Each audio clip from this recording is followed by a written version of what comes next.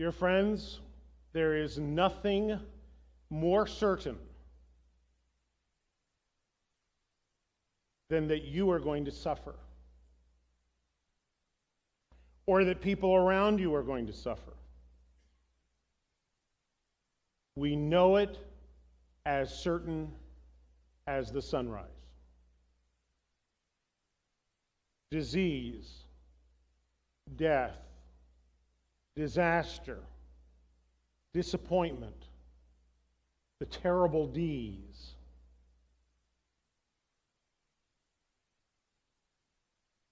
And friends, I'll freely admit, when you suffer, it is the most natural thing to ask, why? None of us are made such to deal with difficulties and suffering.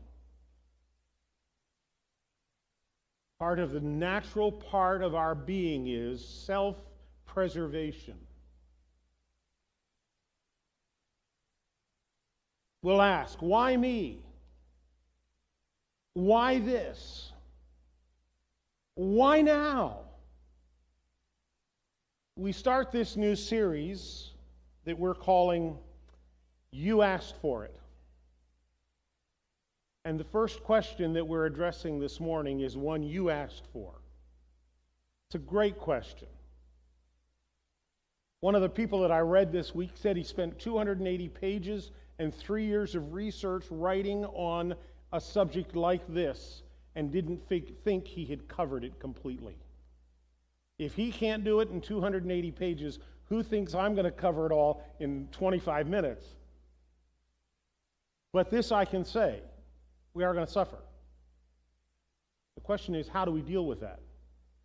So the question that one of you asked is, why would God allow someone like Hitler or Putin to be born when Christian couples struggle with infertility?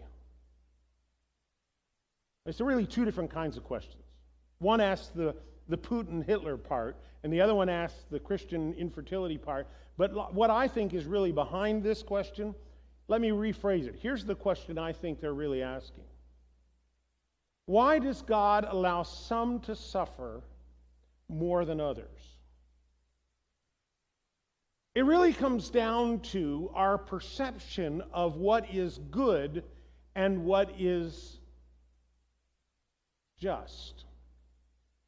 The goodness versus justice paradigm in the world today is a dynamic tension.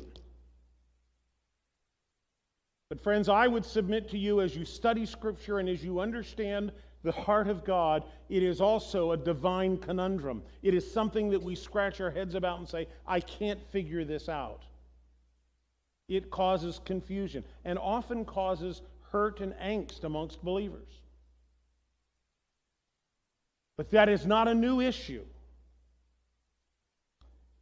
Depending on how we do on time this morning, I would really like to be able to touch 3 different Old Testament passages that we'll look at that address this subject. 3 different writers.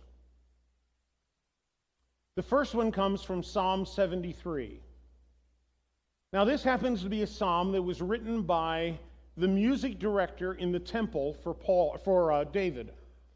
No, this is one of about 20 psalms that are not actually written by David. This one was written by Asaph. And when you read it with me, you're going to say, the choir director wrote that?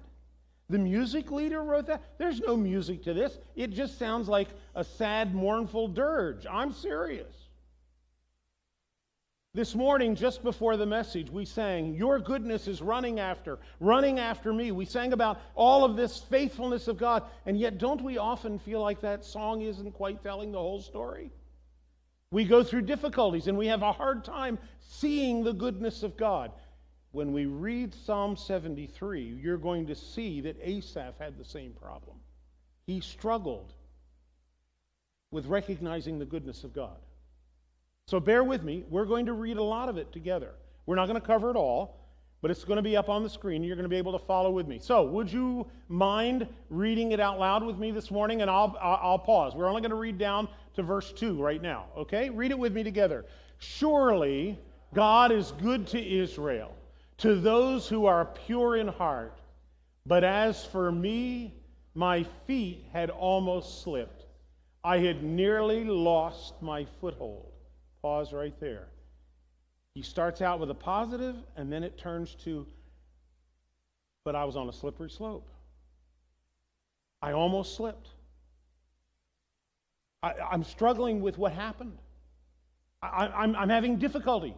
It's what's called cognitive dissonance. My mind can't wrap itself around what's going on. Read on with me. Let's see what he talks about. Let's finish the section. For I envied the arrogant when I saw the prosperity of the wicked. They have no struggles. Their bodies are healthy and strong. They are free from the burdens common to man. They are not plagued by human ill.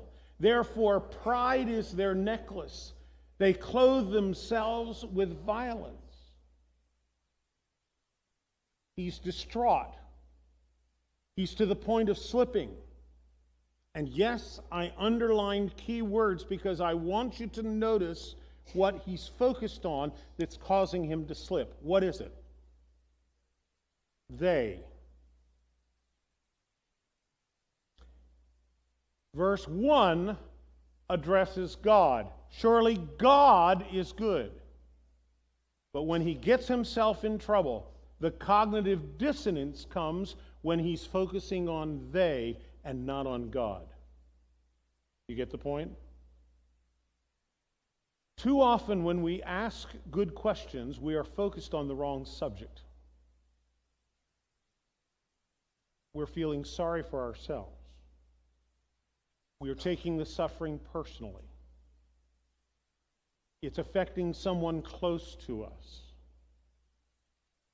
The angst is internal because we've shifted our focus. You get it? Let's read on in the text. Now we come to verse...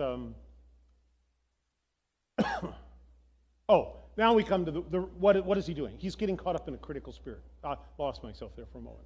He's getting caught up in a critical spirit. He's focusing on they. Friends, when you get caught up in a critical spirit, you're always going to lose perspective. You are. It's the nature of a critical spirit. Read on with me now. From their callous hearts comes iniquity. The evil conceits of their minds show no limits. They scoff and speak with malice. In their arrogance they threaten oppression. Their mouths lay claim to heaven, and their tongues take possession of the earth. Therefore their people turn to them and drink up waters in abundance. They say, how can God know? Does the Most High have knowledge? This is what the wicked are like, always carefree. They increase in wealth. Not only is he looking at them, but now he's looking at them with envy. You see, once we lose perspective, the spiral becomes going downward and deeper. Deeper into that envy, that spirit of rancor that is internal to us. And we become cynics. A lot of the cognitive dissonance we deal with is because we're dwelling on the wrong things. You caught that, I'm sure. Let's read on. Surely in vain have I kept my heart pure. In vain I have washed my hands in innocence. All day long I have been plagued. I have been punished every morning. If I had said, I will speak thus, I would have betrayed your children. Do you see now? It's gone from they back to... And now it's feeling sorry for himself. Again, who was it that wrote this? Asaph. And who was he? The music director. Do you see what I mean when I say it's sounding more and more like a dirge? Negative. Feeling sorry. Can there come anything better? Well, let's read on. When I tried to understand all this, it was oppressive to me. till I entered the sanctuary of God. Then I understood their final destiny. Surely you place them on slippery ground. You cast them down to ruin. Here comes the pivot. And to answer this question that someone posed, faith requires us to come to a dynamic pivot from focusing on they and me to understanding God and His ultimate destiny. And that's what Asaph does. The pivot in Asaph's case happens when he enters the presence or the sanctuary of God. That transition comes as he's looking differently at life and handling things in a different context. And the reason is because now he understands the ultimate destiny. He sees eternity, not today. And when we focus on God, it can help us shift our thinking from what is in the moment, what is hard, to what is in the ultimate and what is eternal. And that ultimately becomes the means of our answering the question that's been asked. And this means there's a change. The pivot is a move away from focusing on they and me to recognizing God has something else in store. And faith ultimately brings us to the place where we have to say, I confess I don't know. He does know. My way is only what I can see. God has something bigger in store. Friends, my experience over 50 years in ministry has been that a lot of us get stuck at a point. We get stuck in a difficult situation. Hard things, the passing of a loved one, a spouse.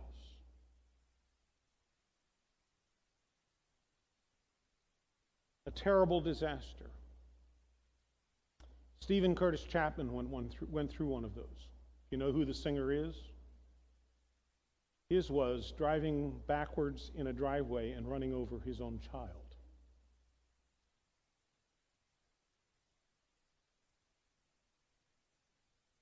And yet out of that, he wrote new songs that talked about the faithfulness of God and developed a new confidence that God was in control, even though it was in a moment when he did an unspeakably horrible thing in the human mind. You get the point? Now read on with me. This isn't the end of the text. When my spirit was grieved and my spirit embittered, I was senseless and ignorant.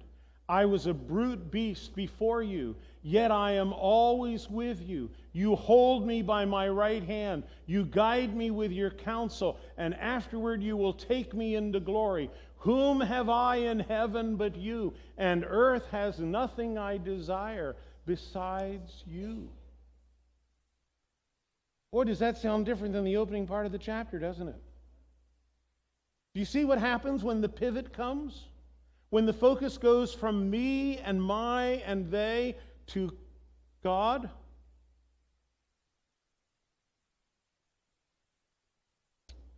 In fact, this is what I would call the confession. Asaph has gone from this critical spirit to this cynicism, and God has met him in a fresh new way, and there's a change of life. And out of that change comes confession. You know, sometimes we think of confession as admitting something, but really the word confess simply says, this is true.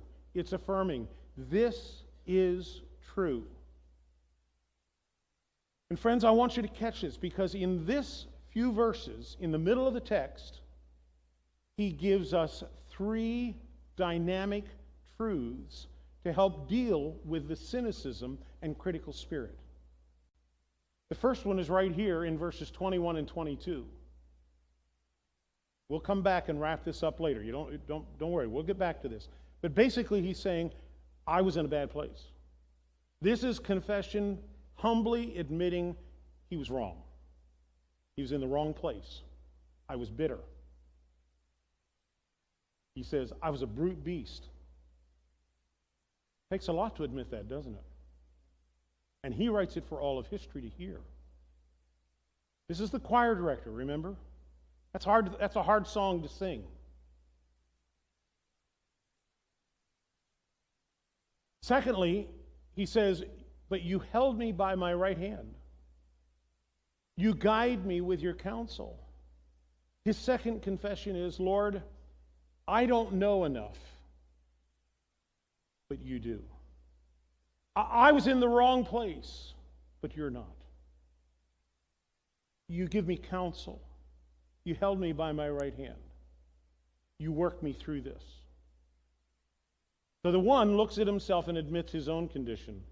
The second looks at God and confesses his dependence on God. And the third one, he then says, there's nothing better.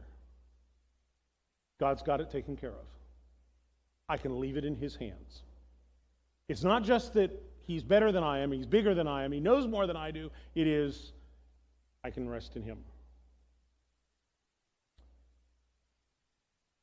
And then that confession leads to a closing section in which he would then, this is where the song comes in. My flesh and my heart may fail, but God is the strength of my heart and my portion forever. That's actually been put to music. What was such a negative, dirgeful sound at the beginning becomes a joyful, triumphant faith sound at the end. Why? Because there's a pivot, a shifting from one point of view to another, because of recognizing we don't know it all, and ultimately God is the one who does, so we can shift in our thinking. Those who are far from you will perish. You destroy all who are not faithful to you. I missed a word in there. But as for me, it is good to be near God. I have made the sovereign Lord my refuge. I will tell of all your marvelous deeds. Here is the joy. Here is the sound of triumph. It is that God is in charge. He is in control, and the evil will be punished, and the good will be rewarded, and ultimately God will make all things new again and make it right. And friends, the only way to answer the question that was posed is that's where we have to get to. That's where we have to get to. We have to go through that pivot. So this is Psalm 73. There's so much more. I listened to a half a dozen different preachers preach on this text, and there's a lot in there, but I'm trying to give you the sense of it because I want to go on and I want to point you to another connection, another important piece that comes up in two other Old Testament writers. Do you remember who wrote the book of Lamentations? Who did? No. Jeremiah wrote the book of Lamentations. They are the Lamentations of Jeremiah. And so the book of Jeremiah tells a lot of the story, but when you get to the book of Lamentations, all he's doing is this mourning prophet, this crying, suffering servant, lays out how bad things are. Now, if you need to understand how desperate they were in Judah at that time, read the first two chapters. What we know is it was so bad in the city of Jerusalem in Judah that mothers were taking their young children and killing them because they didn't have food.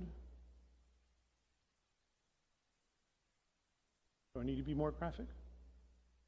It was desperate. It would be enough to cause you to scratch your head and say, why on earth would people do that? A horrible set of stories. The people were in a desperate shape. And all this guy could do was look around him. And when we get to chapter 3, verse 1, he says, I am a man who has seen affliction by the rod of his wrath. He has driven me away and made me walk in darkness rather than light. Indeed, he has turned his hand against me again and again all day long. Doesn't that sound about the same as Asaph? This is a prophet. And he's agonizing over how desperate things are. He goes on, he says, he pierced my heart with arrows from his quiver. I became the laughing stock of all my people. You see, he's talking about them and me. Doesn't sound like there's any clear thinking here, yet he's a prophet of God. He's a speaker for God.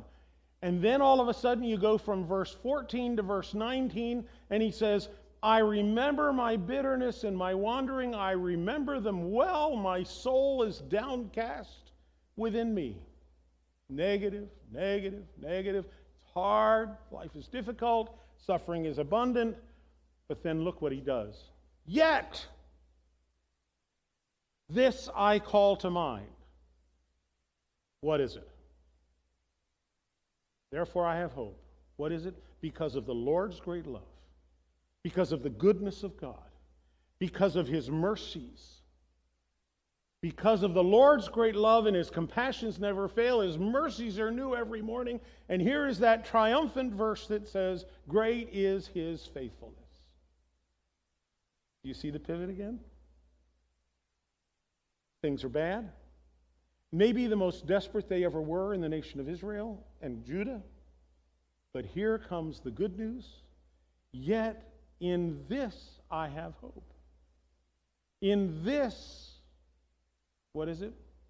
God hasn't changed. God is still sovereign.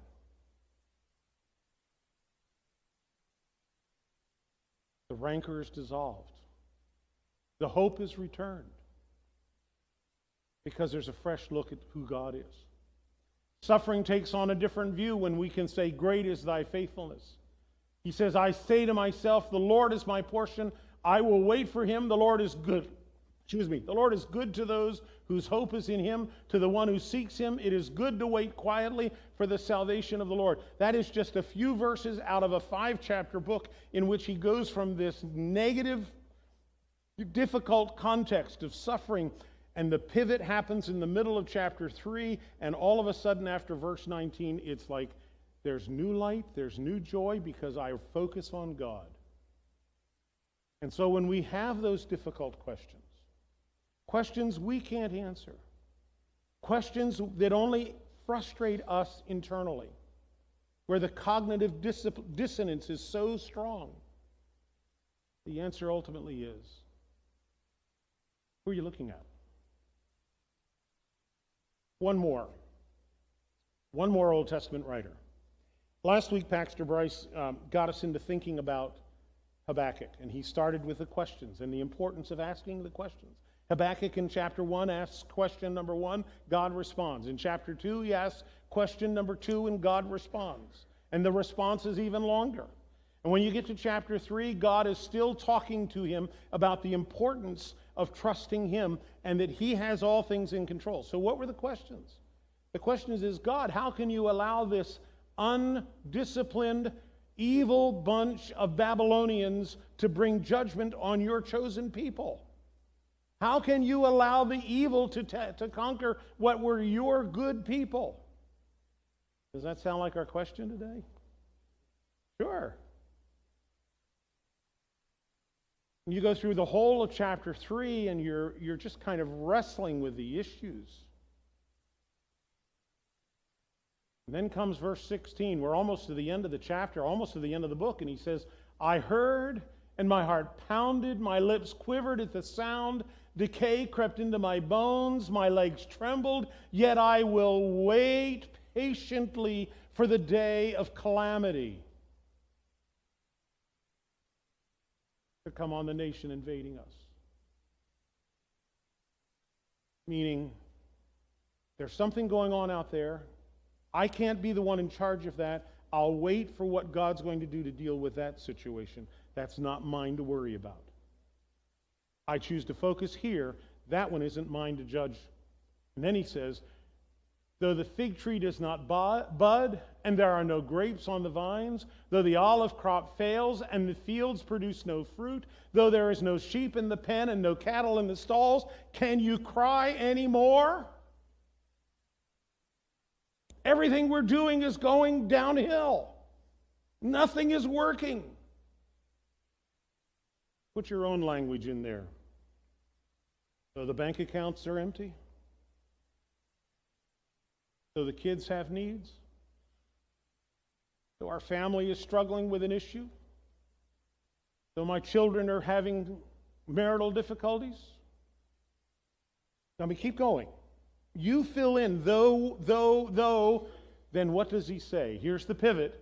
Yet I will rejoice in the Lord. I will be joyful in my Savior. The sovereign Lord is my strength.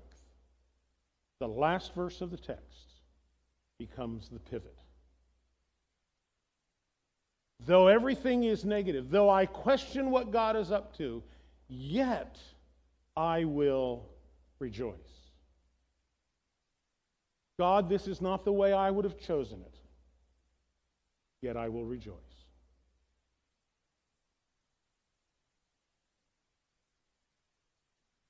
One of the great authors of the 20th and 21st century is a man by the name of Philip Yancey.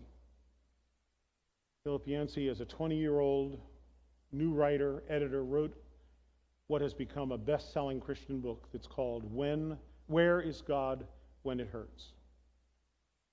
Where is God when it hurts? Now, let me just give you one quickie about his own life. As a young teen, his family on their way to the mission field, his father having contracted polio, a decision was made to take him off of the polio machines. And within days, he died.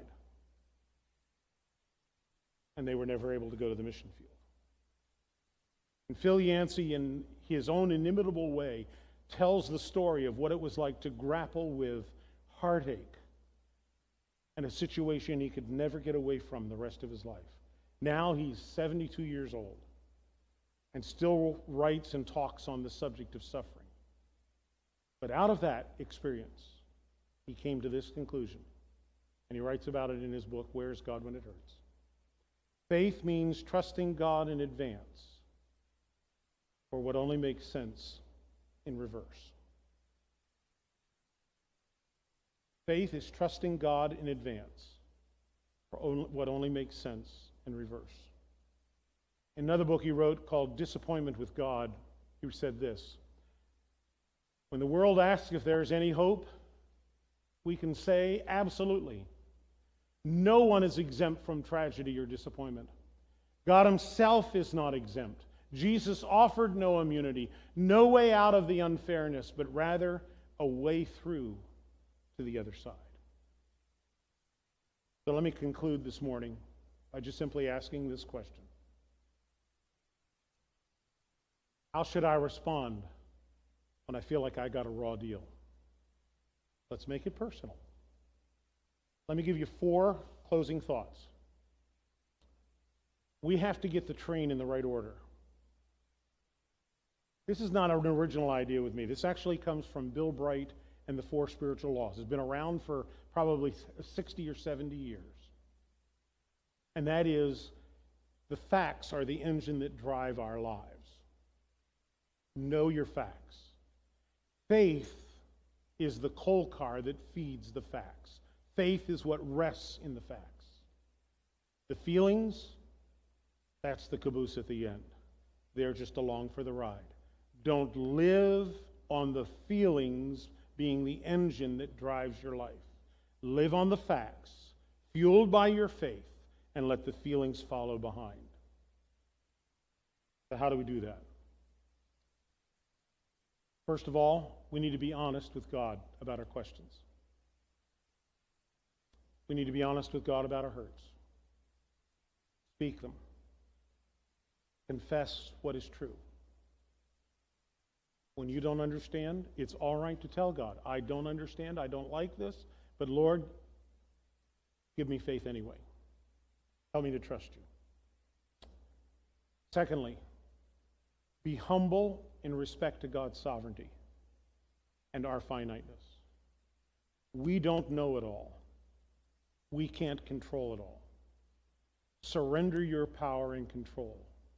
He ultimately is sovereign. Sovereignty means he's in charge. We're not. And ultimately, faith says, God, I accept you to be the one in charge, and I'll follow. Thirdly, be holy. Be changed into his likeness.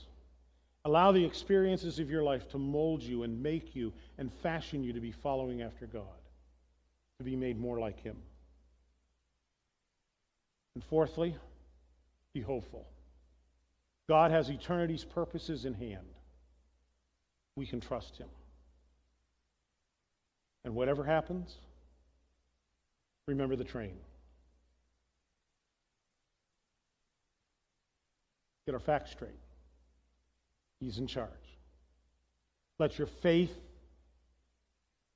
fuel the facts, and let your feelings follow in a distance. They're just the caboose along for the ride. Don't live on your feelings. Find the pivot that transitions where you're living from the hard issues and questions, the suffering and the angst, to renewed trust in God.